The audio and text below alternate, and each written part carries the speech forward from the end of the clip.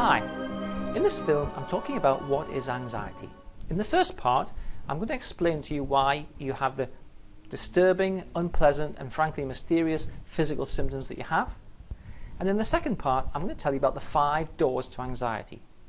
At least one of these doors you must have passed through to leave yourself open to anxiety.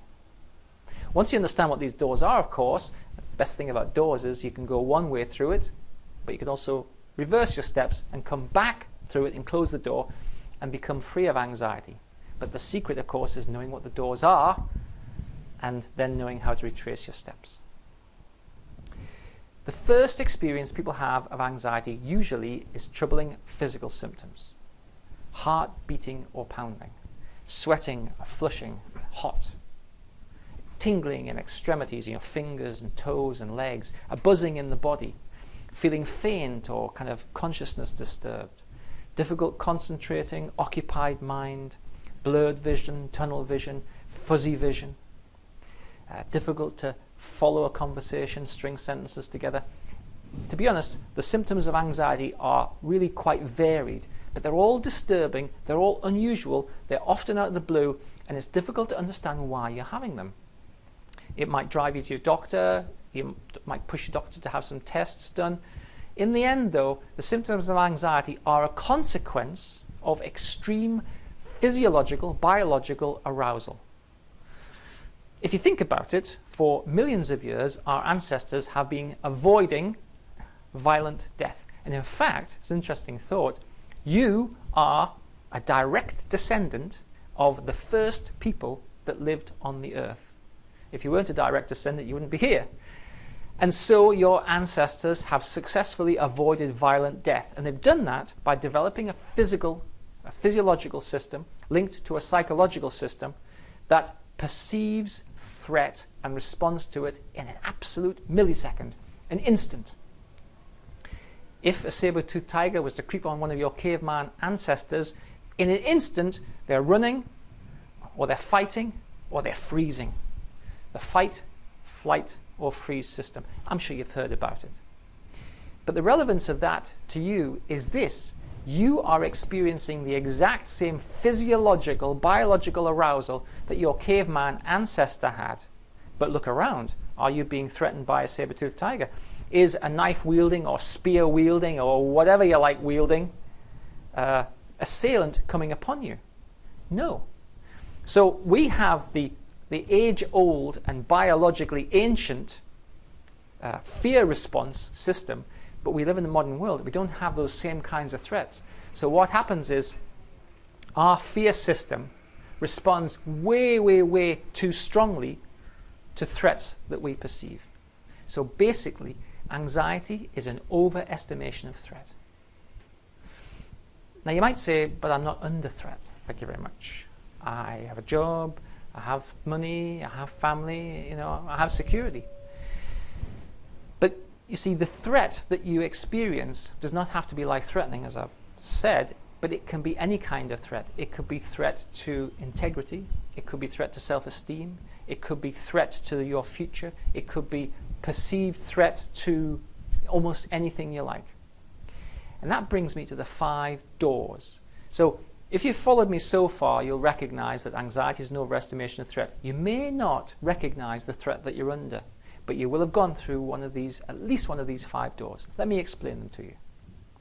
The first one is the need for control. Do you need to be in control? Is it important?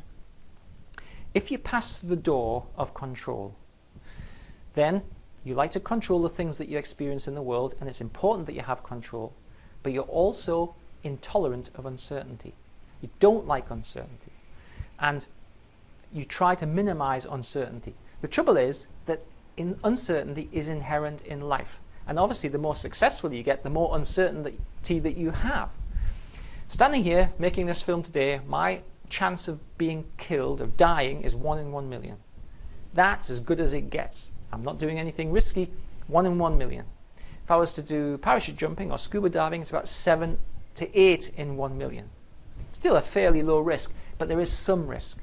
If you're intolerant of uncertainty, if you have to be in control and cannot accept any risk at all, you will become anxious and you will worry. The second doorway that you may have passed through is to start to confuse worrying about things with productive problem solving. Now, we all have problems to solve, and we can use productive and non-productive strategies to solve those problems.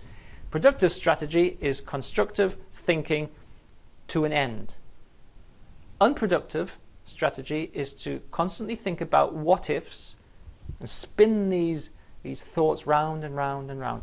And as a general guide, if you think the same thought more than 3 times, you're worrying.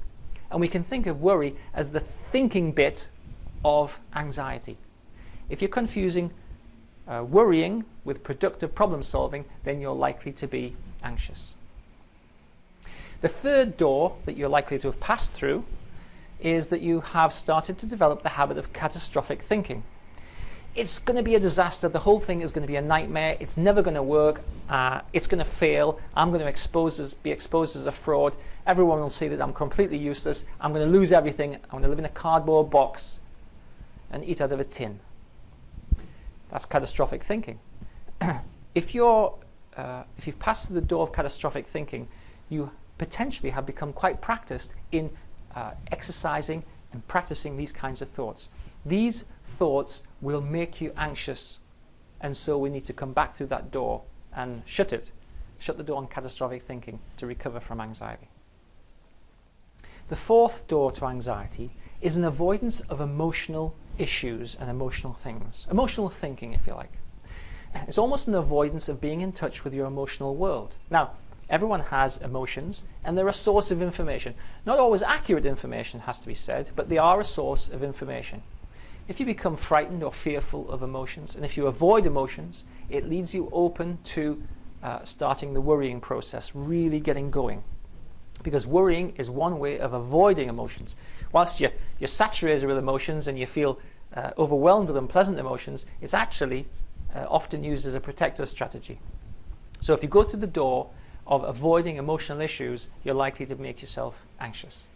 The fifth door to anxiety is to pay a lot of attention and to overemphasize the importance of physical symptoms. Now, any physical symptoms that you have are a consequence of your threat system being activated with the overestimation of threat. But if you focus on the physical symptoms, and if you put your attention on them, and you really push hard to get a medical solution to a psychological problem, it will perpetuate your anxiety, and it will create a non-productive problem-solving focus. So if you're overly attentive to what your physical symptoms tell you or what your body's doing, it is one of the doorways to anxiety. Now, I've outlined the 5 doorways. You don't have to go through them all, but I guarantee that you've been through at least one and probably 2 or 3. If you want to know how to retrace your steps through these doors, if you want to know how to shut the door and never have to go through the door again, and it's entirely possible, please put your email in below and I'll send you some information about how you can start to move away from anxiety, get rid of the troubling symptoms and get on with your life free of this overarching sense of threat and the problems that brings. I hope you found this information interesting and potentially useful. I'm Dr. David Purves. Put your email in and I'll send you some information about how to be free of anxiety.